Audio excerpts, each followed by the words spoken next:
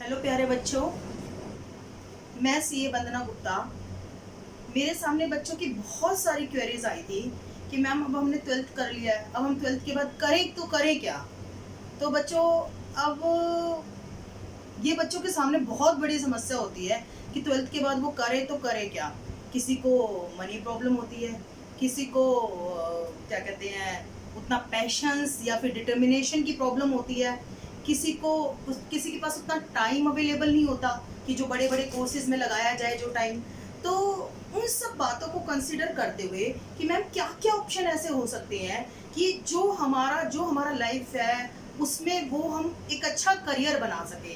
तो बच्चों, इसमें मैंने सोचा कि अलग अलग बच्चों की क्वेरी लेने की बजाय ना एक वीडियो ही बना देती हूँ मैं इस पर, ताकि सभी बच्चों की क्वेरी इकट्ठी सॉल्व हो सके और बच्चे उनमें से ऑप्शंस में से जो उनको बेस्ट लगता है ना वो सिलेक्ट कर सके। समझ में आ रही है बात? हाँ, एक बात और, मैं जो ये ऑप्शंस बताऊंगी ना ये हर बच्चे के लिए इसमें मिलेगा। इंटेलिजेंट बच्चों के लिए, एवरेज बच्चों के लिए, और जो अपने आप को नालायक समझते हैं, हालांकि दुनिया में कोई नालायक नहीं होता, बट जो अपने आप को नालायक समझते हैं उनके लिए भी ऑप्शंस अवेलेबल है। और ये जो है ना, ये साइंस वाले बच्चों के लिए, कॉमर्स वाले बच्चों के लिए और आर्ट्स वाले बच्चों के लिए इक्वली एप्लीकेबल है। मतलब आप इनको, साइंस वाले बच्चे भी ये ले सकते हैं, कॉमर्स वाले भी कर सकते हैं और आर्ट्स वाले भी कर सकते हैं। स्टार्ट करें बच्चों, ज़्यादा टाइम वेस्ट ना करते हुए स्टार्ट करते हैं। अच्छा, एक बात बताओ, जब आप किसी करियर को चूज करते हो तो बेसिकली क्या प्रॉब्लम्स होती हैं आपके सामने? मैम, सबसे बड़ी प्रॉब्लम होती है जो हमारे मिडिल क्लास फैमिली में होती है, दैट इज मनी। ये एक प्रॉब्लम होती है। दूसरी problem ma'am, time available, specially for girls. Girls की ट्वेल्थ के बाद शायद 5-6 साल करियर बनाने के लिए मिलते हैं, राइट? उसके बाद जो है फैमिली कहती है चलो भाई शादी कर देते हैं, या फिर कुछ और रीजंस भी हो सकते हैं। तो टाइम की availability. And the third the reason, passion, जिसे आप कह सकते हो डिटर्मिनेशन या फिर इंटेलिजेंसी लेवल। ये तीन जो चीजें हैं, इन तीन चीजों को ध्यान में रखते हुए किसी भी बच्चे को अपना करियर चूज करना चाहिए। ये तीन चीजें, हालांकि मैंने मनी को सबसे पहले में लिखा है, पर मनी को लीस्ट इंपॉर्टेंस देनी चाहिए, क्योंकि मनी ना भी हो तो आजकल अच्छे कोर्सेज में एडमिशन हो तो बैंक फाइनेंस कर देते हैं। आपको सबसे इंपॉर्टेंस जो है ना वो नीचे से देनी चाहिए, पैशन, डिटर्मिनेशन, इंटेलिजेंसी लेवल। सबसे पहले आपको ये चेक करना चाहिए। देन आपको टाइम की अवेलेबिलिटी टाइम चेक करिए, क्योंकि टाइम फ्लेक्सिबल है, आप अपने पेरेंट्स को कहोगे तो 1 साल ज़्यादा भी दे देंगे आपको। और तीसरी चीज़ आपको मनी, जो सबसे लास्ट इंपॉर्टेंस देनी है वो आपको मनी को देनी है। अच्छा, तो मैम क्या क्या कोर्सेज अवेलेबल है? तो देखो बच्चों, मैं चूंकि एक चार्टर्ड अकाउंटेंट हूँ तो मैं कॉमर्स के बच्चों को पॉइंट ऑफ व्यू को ध्यान में रखते हुए ज़्यादा बताऊंगी, बट इट मीन्स ये नहीं है कि कॉमर्स वाले बच्चों के लिए आर्ट्स और साइंस वाले बच्चे भी कर सकते हैं। देखो, सबसे पहले इसमें मैं आपको प्रोफेशनल लेवल के कोर्सेज बताऊंगी, प्रोफेशनल लेवल के कोर्सेज, जिसे आप प्रोफेशनल कोर्स कहते हो। मैम, प्रोफेशनल कोर्स का मतलब क्या होता है? प्रोफेशनल कोर्स का मतलब जहां पर आप स्टडी करने के साथ साथ किसी पर्टिकुलर फील्ड में एक्सपर्टाइज ले लेते हो ना, उसे कहते हैं प्रोफेशनल कोर्स। समझ गए या नहीं समझ गए? जब आप पढ़ाई के साथ साथ किसी एक पर्टिकुलर फील्ड में एक्सपर्टाइज लोगे उसे प्रोफेशनल कोर्स कहते हैं। इसमें आपको पता है कॉमर्स के लिए सबसे फेमस कोर्स जो मैं खुद ही हूँ, that is CA, chartered accountancy का कोर्स। इसमें मोस्टली आप लोग टैक्स एंड अकाउंट्स, वैसे तो देखो यहाँ पर लॉ भी पढ़ाया जाता है, यहाँ पे ऑडिट भी पढ़ाया जाता है, सब कुछ पढ़ाया जाता है, लेकिन most of the time CA जो है अपने टैक्स की एक्सपर्टाइज के लिए और अपनी अकाउंटिंग की एक्सपर्टाइज के लिए जाना जाता है। देन उसके बाद आपका सेकंड कोर्स है सीएस। सीएस यानी कि कंपनी सेक्रेटरीशिप। इसमें आपको लीगल, कंपनी के जो लीगल मैटर्स है ना उसकी एक्सपर्टाइज के लिए आपको जाना जाता है। देन आपका कोर्स है सीएमए। इनके बारे में डिटेल देखना हो तो आप गूगल भी कर सकते हो, मुझसे भी पूछ सकते हो। मैं तो सिर्फ आपको एक ओवरव्यू देने जा रही हूँ, क्योंकि मेरे पास कोर्सेज की बहुत लंबी लिस्ट है। अगर मैं सीए के बारे में ही डिटेल में बताने लग गई या सीएस के बारे में ही डिटेल में बताने लग गई तो मैं आपको पूरी एक वीडियो में पूरे कोर्सेज आपको नहीं बता पाऊंगी। बच्चों को ये लगता है कि मैडम नहीं, कॉमर्स करने के बाद तो हमारे पास 10 या 12 कोर्स अवेलेबल है। अभी आप देखना मैं आपको कितनी लंबी लिस्ट बना के बताती हूँ। सीएमए, सीएमए मतलब मैनेजमेंट अकाउंटेंट। ये मतलब कॉस्टिंग, मतलब किसी चीज की कॉस्ट करने के लिए उसमें एक्सपर्टाइज माना जाता है। मैम, क्या सीए को लीगल मेथड नहीं पढ़ाए जाते? पढ़ाए जाते हैं, पर ज्यादा टैक्स अकाउंट्स, कम लीगल मेथड। क्या सीएस को टैक्स और अकाउंट्स नहीं पढ़ाया जाता? पढ़ाया जाता है, पर ज्यादा लीगली उसको पढ़ना पड़ता है। और सीएमए को कॉस्ट एंड मैनेजमेंट ज्यादा पढ़ाई जाती है, राइट? बाकी सब्जेक्ट बहुत सारे इन तीनों में कॉमन होते हैं, लेकिन जो मैं कह रही हूँ एक्सपर्टाइज लेवल पे कौन से सब्जेक्ट पढ़ाए जाते हैं वो मैं बताने जा रही हूँ, राइट। और आपका स्कोप क्या है? स्कोप बहुत ज़्यादा है। आप बैंक्स में लग सकते हो, आप इंश्योरेंस में लगते हो, आप फैक्ट्रीज में लग सकते हो, आप पता नहीं सीए तो पता नहीं कहाँ कहाँ चाहिए, पता नहीं कहाँ कहाँ नहीं, हर जगह ही सीए चाहिए आपको, राइट। उसके बाद बच्चों मैं ना आपको बीबीए और एमबीए को ही प्रोफेशनल में ही डाल रही हूँ। बीबीए और एमबीए को क्यों प्रोफेशनल में डाल रही हूँ? BBA stand for bachelor in business administration. ये 3 इयर्स का कोर्स होता है और उसके बाद आप 2 ईयर की एमबीए भी कर सकते हो। समझ में आ रही हो ना? अब आप मैम इसमें क्या ऑप्शन है? देखो बीबीए एमबीए होती है जो, ये options bachelor in business administration, management in business administration. चलो बीबीए तो चलो बिजनेस एडमिनिस्ट्रेशन है। उसके बाद जो ये एमबीए है ना, एमबीए ये बीबीए करने के बाद भी कर सकते हो, बीकॉम करने के बाद भी कर सकते हो। और एमबीए में तो बहुत सारी फील्ड अवेलेबल है, जैसे आप फाइनेंस में कर सकते हो, जैसे आप पर्सनल मैनेजमेंट में कर सकते हो, या एचआरए में कर सकते हो। एचआरएम भी बोला जाता है इसे। या फिर आप जो है आईटी इंफॉर्मेशन टेक्नोलॉजी में कर सकते हो। मतलब बहुत सारे ऑप्शंस अवेलेबल हैं आपके एमबीए करने के, अनलिमिटेड 10-12 ऑप्शन अवेलेबल हैं। मैं आपकी लिस्ट अलग से डाल दूंगी कि एमबीए की फील्ड क्या क्या होती है। 10-12 फील्ड होती है। फिलहाल मुझे अपने अगले ऑप्शन की तरफ जाना है, लेकिन हाँ ये एमबीए का जो कोर्स होता है ये 2 साल का कोर्स जरूर होता है, बट ये बीकॉम करने के बाद होता है, बीबीए करने के बाद होता है, बीए करने के बाद होता है। मतलब आपको पहले अपनी ग्रेजुएशन लेवल का कोर्स निपटाना पड़ेगा, तब आप इस एमबीए को पोस्ट ग्रेजुएशन लेवल पे कर सकते हो। कंपनीज में बहुत ज़्यादा डिमांड है एमबीएस की। हाँ ये बात अलग है कि आप किसी इंस्टीट्यूट से एमबीए करके निकलते हो तो आपको 20,000 पर मंथ का पैकेज निकलता है लगता है, और किसी इंस्टीट्यूट से करके निकलते हो तो 2 लाख का भी निकलता है। तो वो आपको इंस्टीट्यूट की सिलेक्शन, आपको अपने कॉलेज की सिलेक्शन बहुत ध्यान से करनी पड़ेगी जब आप अपना एमबीए करने लग रहे हो। समझ में आ रही है बात या नहीं आ रही है? अगला जो मैं डाल रही हूँ वो डाल रही हूँ एलएलएम या एलएलबी। एक्चुअली ये दिल्ली यूनिवर्सिटी भी कराती है एलएलएम एलएलबी। ये क्या होता है? ये आपका ग्रेजुएशन प्लस लॉ का कंबाइंड कोर्स होता है 12th के बाद। मतलब अगर आप इस 5 ईयर के कोर्स को करते हो तो आपको ग्रेजुएशन की डिग्री भी मिलती है, प्लस में आप लॉ की डिग्री भी आपको मिलती है, एलएलएम और एलएलबी। उसके बाद जो आपका, हालांकि ये उसके बाद आपका कोर्स है BMS, bachelor is management science. नाम से ही पता लग रहा है बैचलर इन मैनेजमेंट साइंस।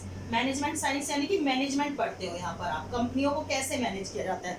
फिर आप पढ़ते हो BBS, bachelor in business science. अगला है आपका बीबीएस के बाद कितने हो गई? 1 2 3 4 5 6 7 और भी हैं आपके प्रोफेशनल लेवल में और भी कोर्सेज आपके आगे है। आपका बीबीएस के बाद बीई। बीई का मतलब bachelor in economics. Bachelor in economics बहुत डिमांड है बच्चों जो है बीई की। बीई के बाद बैचलर इन इकोनॉमिक्स के बाद अगला है BFA, bachelor in finance and accounts, right.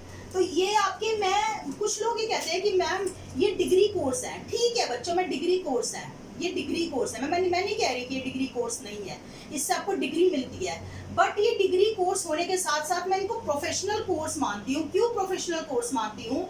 क्योंकि इनको करने के बाद आपको एक पर्टिकुलर फील्ड में एक्सपर्टाइज मिल जाती है। जैसे BE bachelor in economics, economics में एक्सपर्टाइज मिल गई।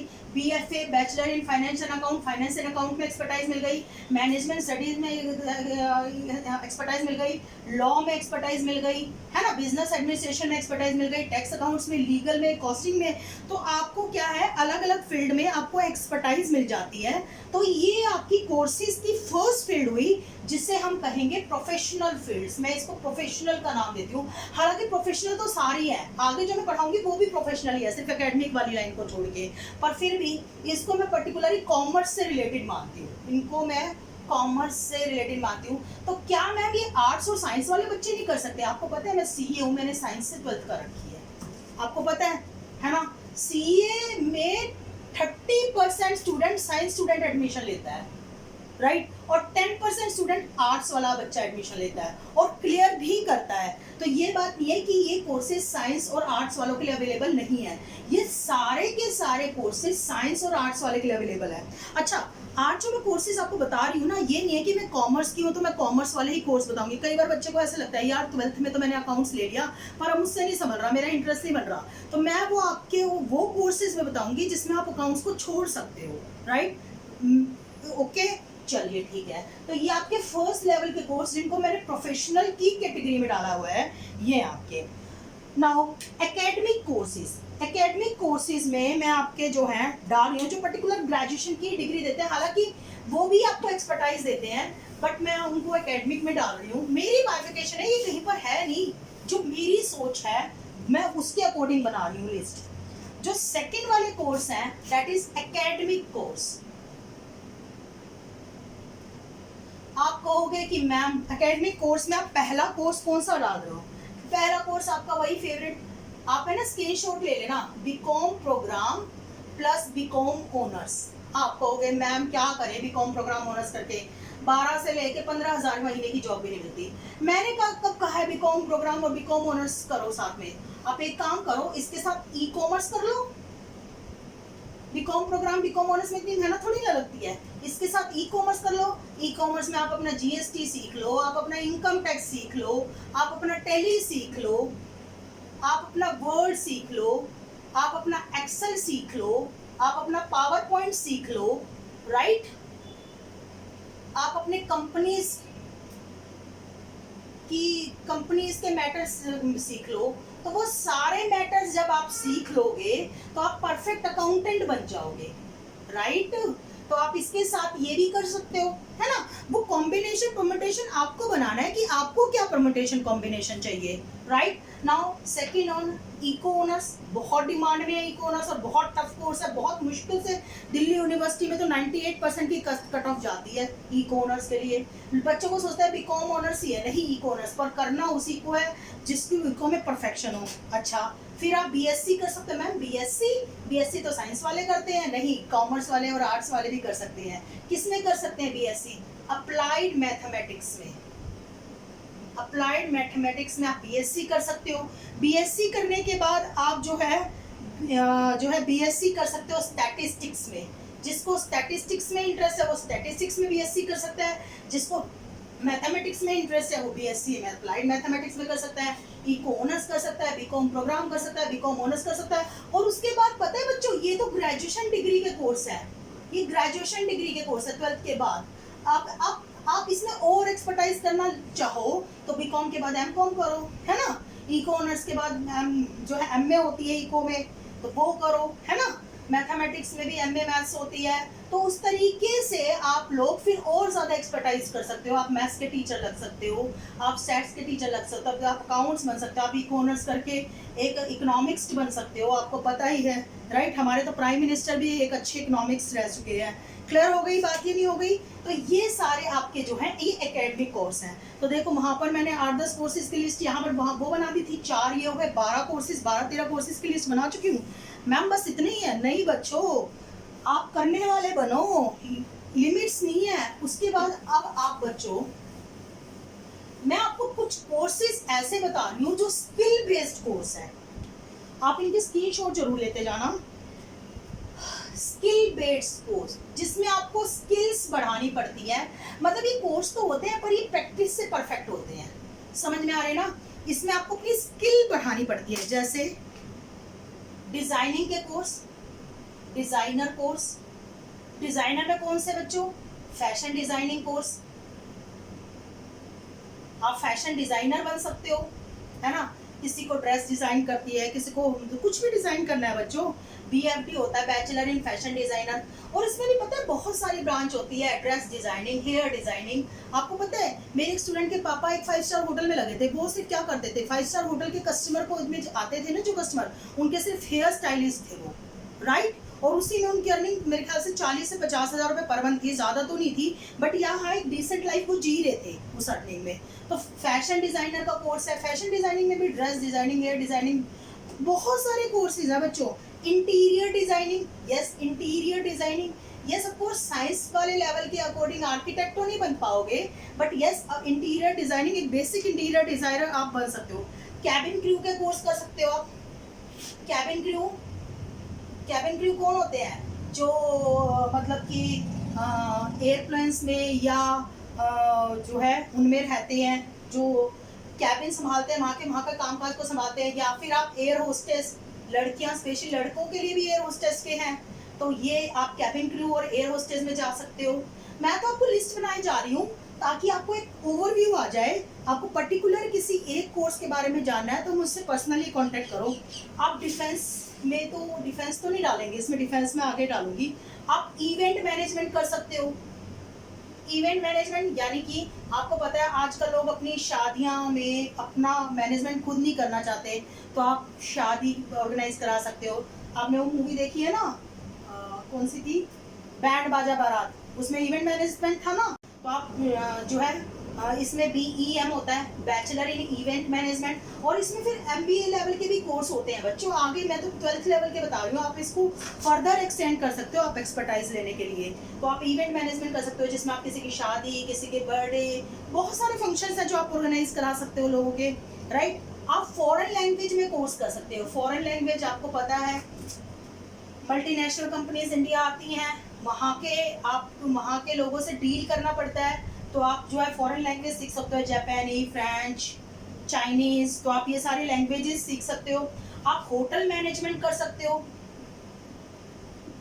होटल मैनेजमेंट में भी बच्चों बहुत सारी ब्रांचेज हैं, जैसे आप शेफ बन सकते हो। शेफ बनने के साथ जैसे फूड प्रोडक्शन इसमें जा सकते हो, है ना, खाना, फूड के लिए आप हेल्पिंग स्टाफ, मतलब जो स्टाफ हेल्प करते हैं उनके ऊपर आप हेड बन सकते हो। मेरा एक स्टूडेंट है जो होटल के जो साफ सफाई करते हैं, जो कर्मचारी, उनके ऊपर हेड बन के गया हुआ है, तो उसने हाउसकीपिंग कहते हैं उसको, हाउसकीपिंग का जो हेड होता है, हाउसकीपिंग हेड बन सकते हो, राइट।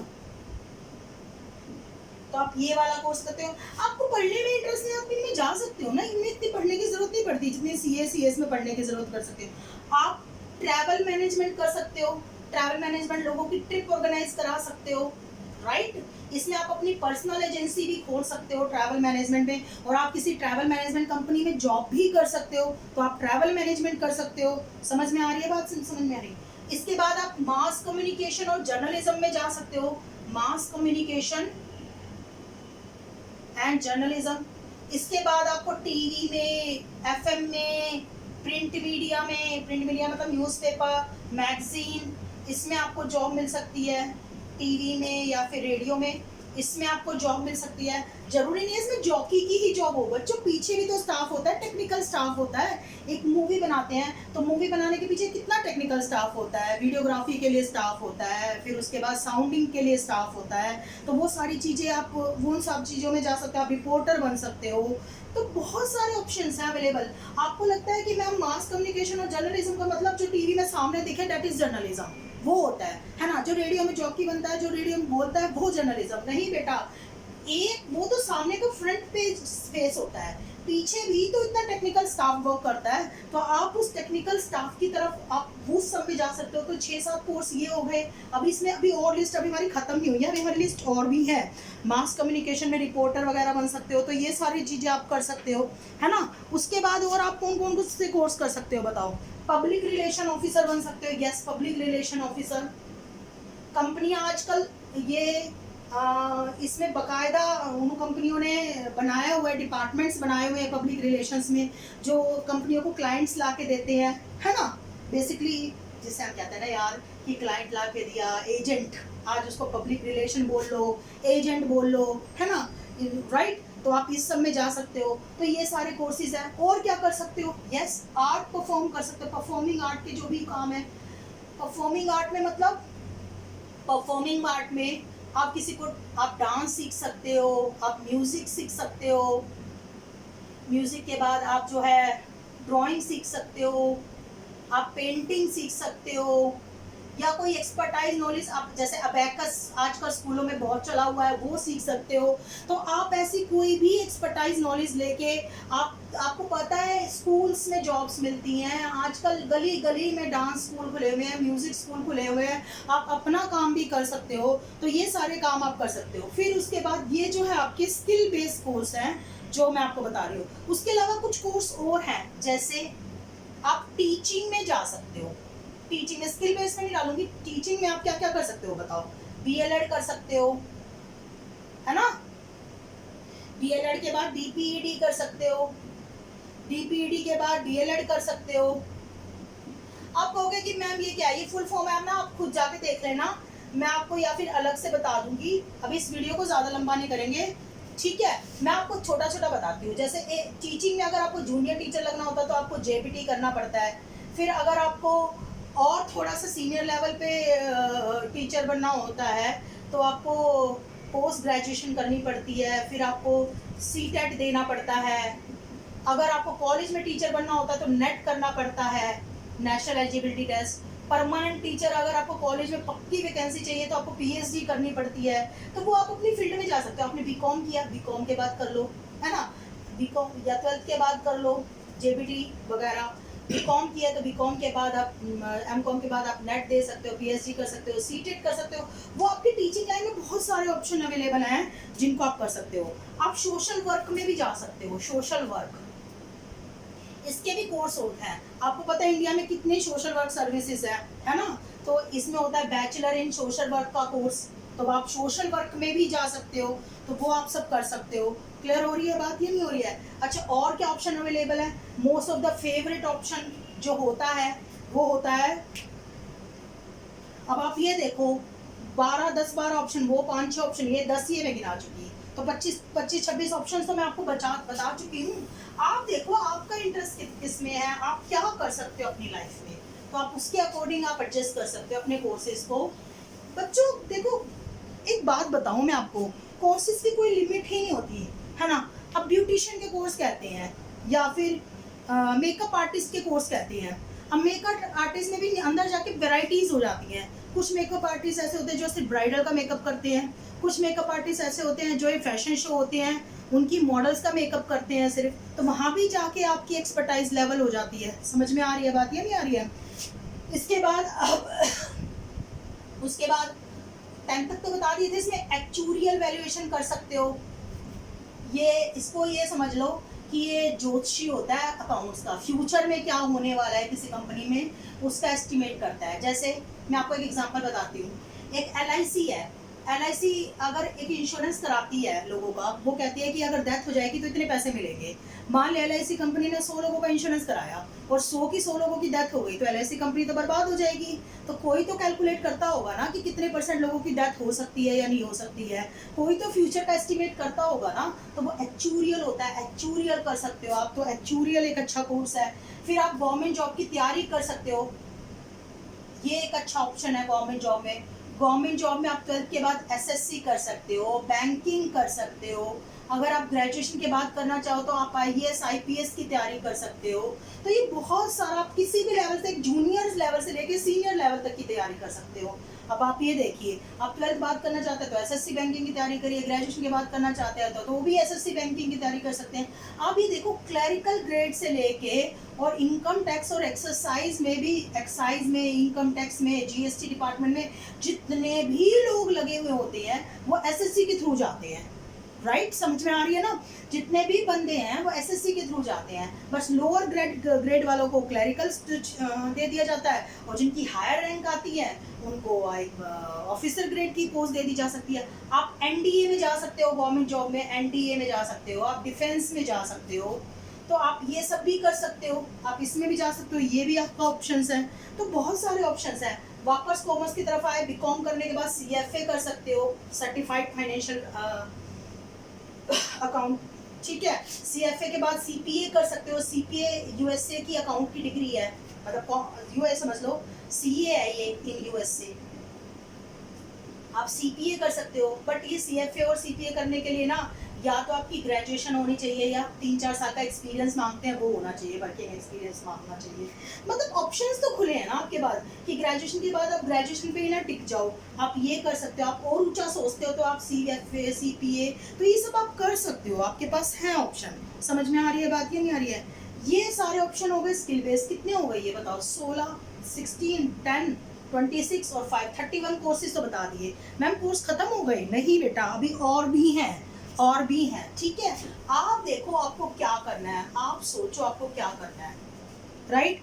अब मेन इंपॉर्टेंट हमारी लाइफ का जो है, आप कंप्यूटर्स में कोर्स कर सकते हो, कंप्यूटर्स में कर सकते हो। कंप्यूटर्स में बच्चों मैं बहुत फास्ट चल रही हूँ क्योंकि मुझे पता है कोर्सेज की लंबी बहुत लिस्ट है और फिर वीडियो बहुत बड़ी हो जाती है तो वो फिर बच्चे बोर होने लग जाते हैं, तो इसलिए मैं फटाफट कर रही हूँ। हाँ, ये बात अलग है, किसी भी कोर्स की डिटेलिंग जाननी है तो आप गूगल कर सकते हो या फिर मुझसे भी पूछ सकते हो, आजकल तो सब कुछ अवेलेबल है। आप BCA है ना, BCA के बाद MCA कर सकते हो, bachelor in computer application, master in computer application, BCA application. आप वेब डिजाइनिंग कर सकते हो, आप ऐप डिजाइनिंग कर सकते हो। ये देखो ना सब लोग फेसबुक का ओनर और ये सब ऐप डिजाइनिंग करके ही ना और रिच बने हैं, राइट? ओला वोला सब ऐप ही है ना। आप E-कॉमर्स कर सकते हो। एक बहुत अच्छा कोर्स है अकाउंट्स की लाइन में, सैप कर सकते हो। सैप एक ऐसा सॉफ्टवेयर है जो कंपनी के सारे वर्किंग को एक ही सॉफ्टवेयर में ले आता है। तो आप सैप अगर सीख लो तो बहुत बहुत मतलब गुड़गावा की कंपनी ने सैप के लिए, सैप करने के बाद बंदा कभी खाली नहीं बैठता, ये बात पक्की है। तो आप सैप कर सकते हो, है ना। आप BSc MSc कर सकते हो कंप्यूटर साइंस में, पहले बैचलर इन, है ना, फिर MSc कर सकते हो कंप्यूटर साइंस में। अनलिमिटेड ऑप्शन, मतलब अगर आप देखो ना तो आपको यहाँ पे सॉफ्टवेयर मतलब जो है लैंग्वेज होती है कंप्यूटर की, और हार्डवेयर मतलब कंप्यूटर के पार्ट्स जो होते हैं। आप सॉफ्टवेयर और हार्डवेयर में कोई सा भी जो आपके मतलब के कोर्स है, जो भी आपके इंटरेस्ट के कोर्स है वो कर सकते हो। आप ग्राफिक डिजाइनिंग कर सकते हो, है ना। ग्राफिक डिजाइनिंग के बाद आप एनिमेशन कर सकते हो। एनिमेशन मतलब जो मूवीज बनती हैं, एनिमेटेड मूवी बनती है, आप वो बना सकते हो। तो आपके ये अनलिमिटेड कोर्स है जो आप कर सकते हो, राइट। और भी बहुत सारे ऑप्शंस हैं जिन्हें आप फॉलो कर सकते हो। लेट मी थिंक, जो है आप स्टेनो कर सकते हो, अगर आप गवर्नमेंट जॉब की तरफ जाना चाहते हो तो स्टेनो, टाइपिस्ट, ये सब भी कर सकते हो और बहुत बच्चों को जॉब लगती है। आप CPA कर सकते हो, बता ही दिया मैं। सर्टिफाइड फाइनेंशियल प्लानर वो बन सकते हो। कंप्यूटर में तो नहीं है, वो वहीं बताना था मुझे, सर्टिफाइड फाइनेंशियल प्लानर तो वो बन सकते हो। किसमें बताना था? सर्टिफाइड फाइनेंशियल प्लानर, अकाउंट्स के जब कोर्स बताए थे ना मैंने उसमें। Professional certified financial planner, CFA CPA, ये जो है ना CFA पता है क्या करता है? पोर्टफोलियो मैनेज करता है दूसरे लोगों की इन्वेस्टमेंट को मैनेज करता है। तो इन्वेस्टमेंट बैंकर और बहुत सारी जॉब्स अवेलेबल होती है CFA करने के बाद, समझ में नहीं? ऐसे ही सर्टिफाइड फाइनेंशियल प्लानर ये भी पोर्टफोलियो मैनेज करता है लोगों का। CPA ये अकाउंटेंट होता है, अकाउंट्स और टैक्स की नॉलेज होती है इसे, अकाउंट्स ऑडिट और टैक्स की। तो ये सब आपके जो है कोर्सेज हैं जो आप कर सकते हो। तो आप बीच बीच में स्क्रीनशॉट लेते रहना और आप, आई होप अब आपको थोड़ी सी तो क्लैरिटी आ गई होगी कि आपको लाइफ में करना क्या है। अब आप कहोगे कि मैम आपने तो बहुत सारे कोर्स बता दिए हमें, आप ये बताओ कि हम कैसे सिलेक्ट करें, हमें क्या चाहिए। बच्चों पहली बात देखो, आप ये देखो कि आपकी स्किल क्या है। आपकी स्किल पढ़ाई में सिटिंग देने की है या आपकी स्किल रोज़ नया प्रैक्टिस से लर्न करने की है। अगर आपकी पढ़ाई में सिटिंग देने की है तो आप CA CS या अदर प्रोफेशनल कोर्स की तरफ जाओ। और अगर आपकी स्किल्स मतलब प्रैक्टिस से अपने आप को परफेक्ट बनाने की है तो आप डांसिंग में, वेब डिज़ाइनिंग में, मतलब कंप्यूटर बेस्ड कोर्स में जाओ या फिर आप स्किल बेस्ड कोर्स में जाओ, वो आपको देखना पड़ेगा ना। दूसरा, आपके पास टाइम कितना अवेलेबल है। मान लिया मम्मी पापा से 4 साल का टाइम दे रहे हैं, तो आप 6 साल के कोर्स में एडमिशन लेके करोगे भी क्या जब आपके पास टाइम कितना। आपका फाइनेंशियल बैकग्राउंड ही ऐसा नहीं है, आपको जॉब पकड़नी है जल्दी से जल्दी। तो आप एक काम करो, अगर आपको जल्दी से जॉब पढ़नी है तो आप बीकॉम करो, बीकॉम के साथ आप ई-कॉमर्स कर लो, वेब डिज़ाइनिंग कर लो, ग्राफिक डिज़ाइनिंग कर लो बीकॉम के साथ, या फिर बीकॉम के साथ आप लोग जो है Tally, Excel, Word, PowerPoint ये सब सीख लो। तो आप ये सब भी कर सकते हो, आप एक अकाउंटेंट बन जाओ, राइट ना।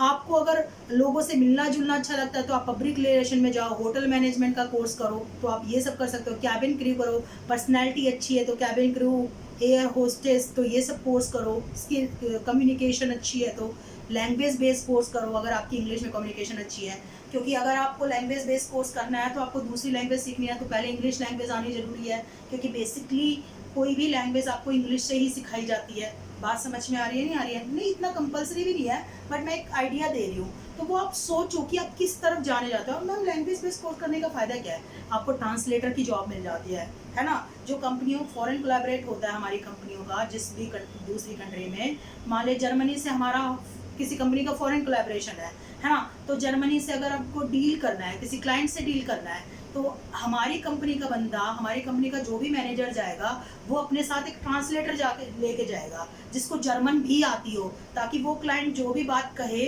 वो कम्युनिकेट हो पाए हमारी कंपनी के बंदे से तक। समझ में आ रही है बात, ये नहीं आ रही है? तो हर कोर्स की अपनी अपनी इंपॉर्टेंस है। आप पर्टिकुलर हर कोर्स पे आप इंडिविजुअली रिसर्च करो। पहले आप इन सारे कोर्सेज की एक लिस्ट बना लो। लिस्ट बनाने के बाद डिसाइड करो कि आपको क्या चाहिए लाइफ में, और उसके अकॉर्डिंग डिसाइड करके फिर उसको रिसर्च करो। और सिर्फ उसी को रिसर्च करके मत सोचो, आप 4-5 ऑप्शन की लिस्ट बनाओ कि मैं ये भी करना चाहता हूँ, मैं ये भी करना चाहता हूँ, मैं ये भी करना चाहता हूँ। देखो मेरी बात सुनो, एक पेपर लो।